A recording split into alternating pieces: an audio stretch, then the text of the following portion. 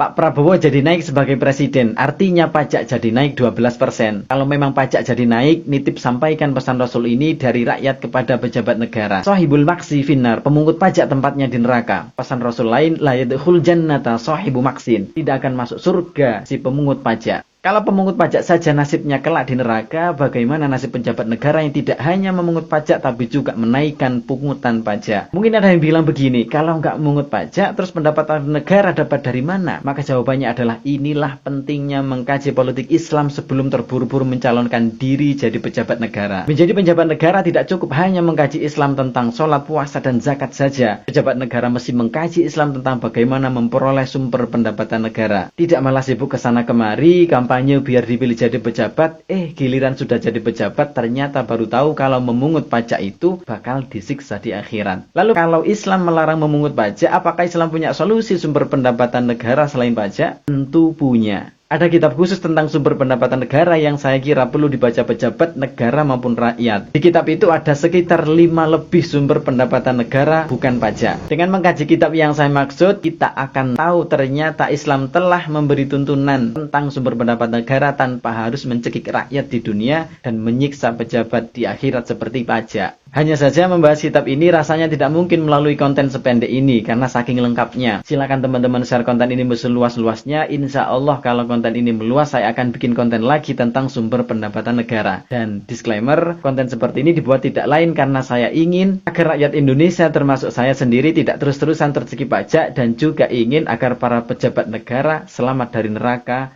karena tidak memungut pajak dan juga tidak menaikkan pajak. Kira-kira kalian setuju nggak dengan konten seperti ini? Coba tulis di kolom komentar. Barakallahu fikum.